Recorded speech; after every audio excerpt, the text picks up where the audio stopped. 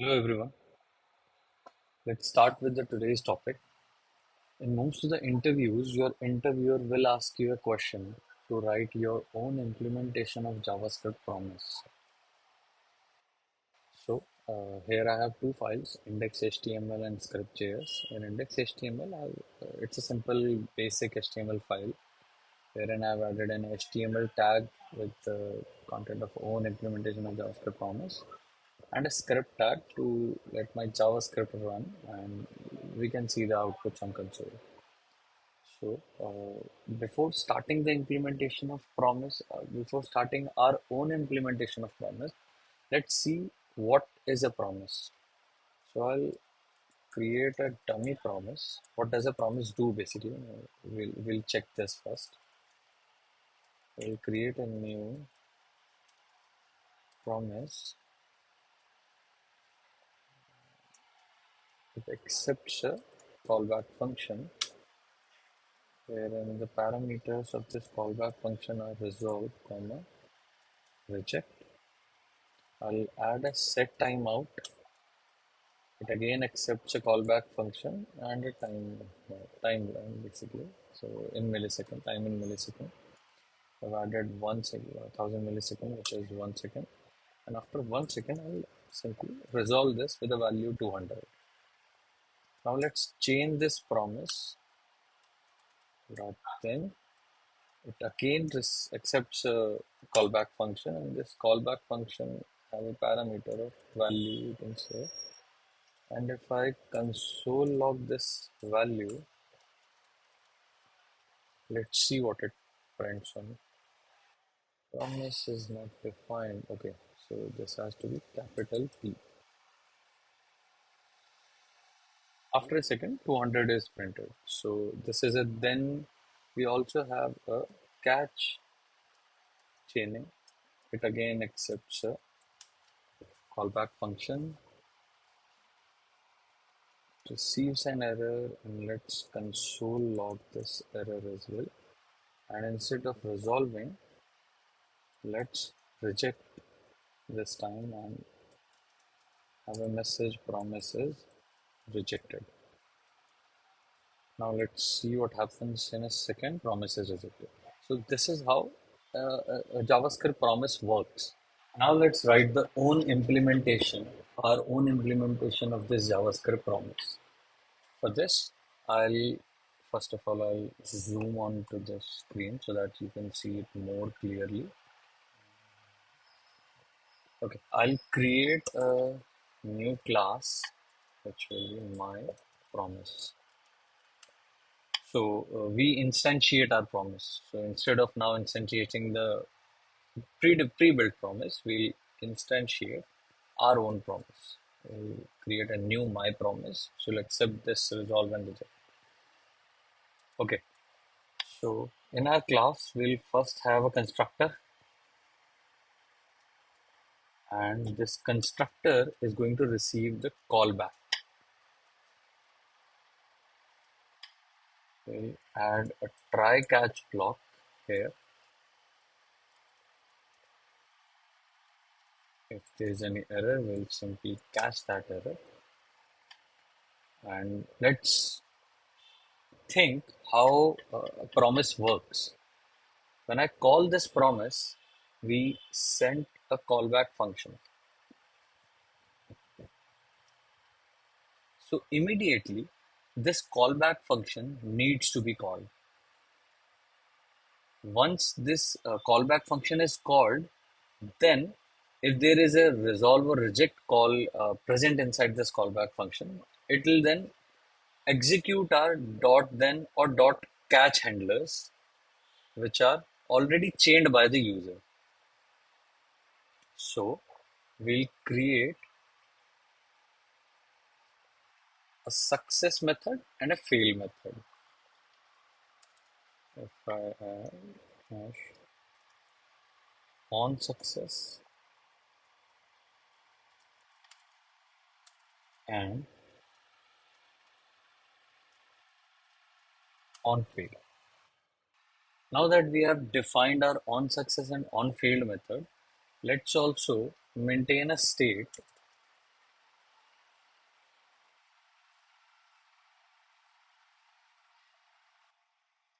const state. So we have three states in our promise: fulfilled,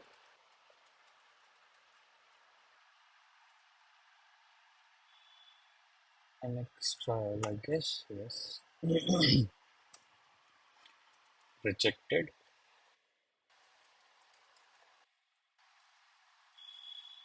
and pending.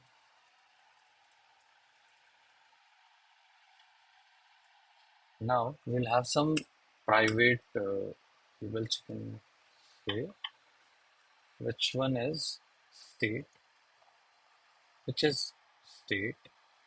So the initial state will be pending. For a promise, the initial state will always be pending. Then we have another variable which is value. So this value is what you will provide after resolving or rejecting. So this will be updated in our state. Also, we'll bind our on success and on fail method. So that on fail bind equals to just on fail dot bind this. We'll do the same thing for our on success method as well.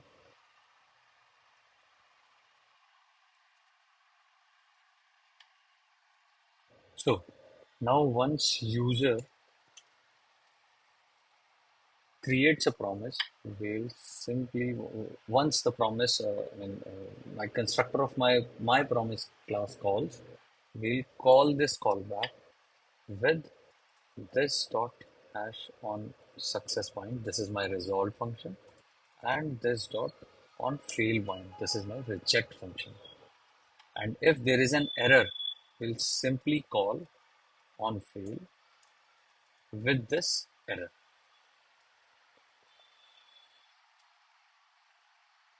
So this is how resolve and reject is binded in my class. These then both then and catch will receive callbacks. It will receive a callback. This will receive a callback. Now, as you know that both then and catch are again chainable. So you can chain multiple then and multiple catch. In that case, we'll have to return a new my promise again from this then function so that you can chain more dot then to that. It will again have a callback function with resolve, comma, reject as parameter to this callback function. Now let's maintain these dot then callbacks. Let's name this then callback and let's have a state for this hash then callback and hash what is the next thing catch callback again and clear that. So now what we will do, we'll push this dot hash then callback dot push callback function that accepts a result. Now I'll check here if then callback which we have received is null. So that means if there is no callback function sent to this then method, then we will simply resolve our promise with the result we got and we will return from it. If not, if there is a then callback, then we will call the resolve method.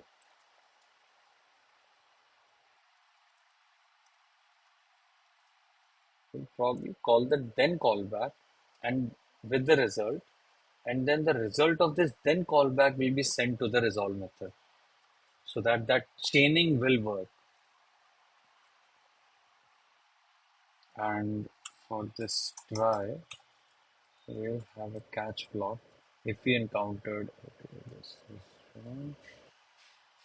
We'll have a catch block so that if we encountered any error, we will simply reject with the error. Also, we can use this same method to implement our catch as well.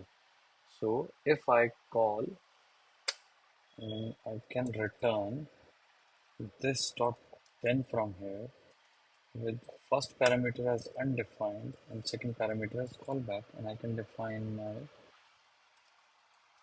catch callback here, and if there is any, let's do the same which I did for then callback.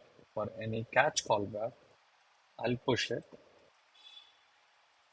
Okay, a callback function which will have result. Then if catch callback equals to null, then we will reject with the result we've received and will simply return.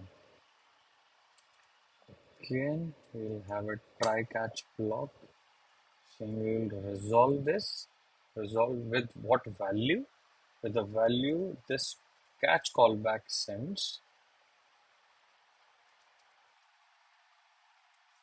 and if we encountered any error,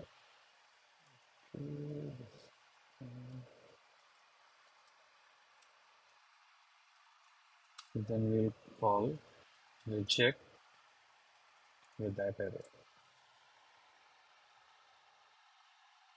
Now, since I've already pushed the callbacks of then and catch in both in my state as then callback and catch callback, these needs to be called. These all the catch callbacks and then callbacks, they need to be called a run callback method. So we'll define a run callback method. Also, we forgot to implement this on success and on fail method, because once user has a success, a resolve statement is encountered, in that case, we have to update our state and the value which we have defined here. This state and value both need to be updated. So let's implement this on success method. We will simply queue microtask. This accepts a callback function. So if this dot or state not equal to pending, then we will return, because if only our state is pending, then we will do this.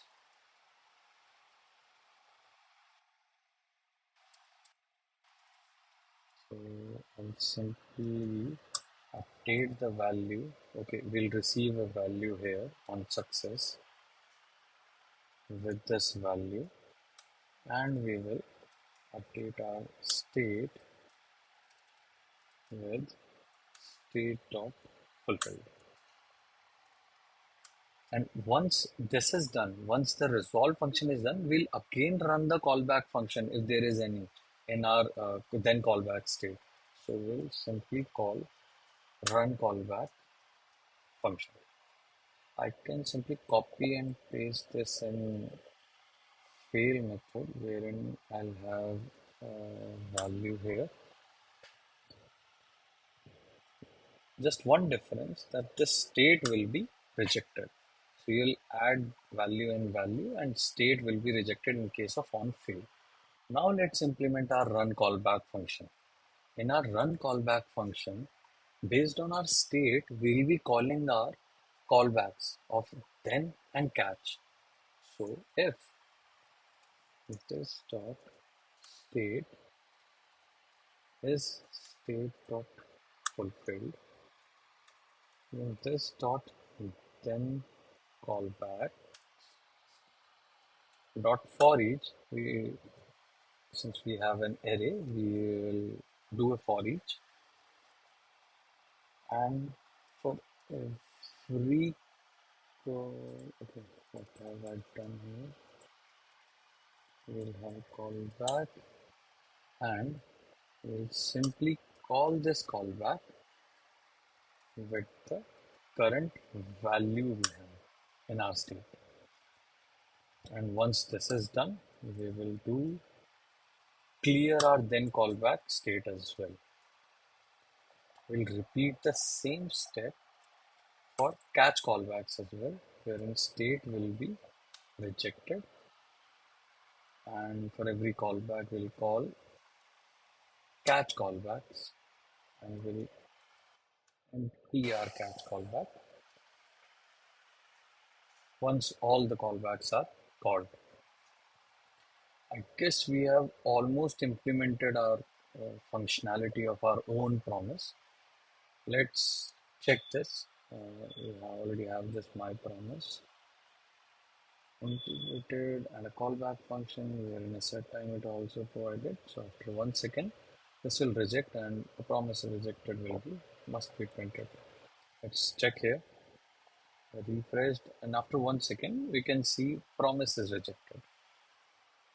Let's also see if this resolve is also working perfectly. Let's change this message. Change this to again 200. Let's refresh the project, and after 1 second, 200 is getting printed. So we have implemented our own JavaScript promise using a class. So we have a my promise class, and we can use this. Thank you so much for watching the video. If you like the video, do share it and subscribe the channel.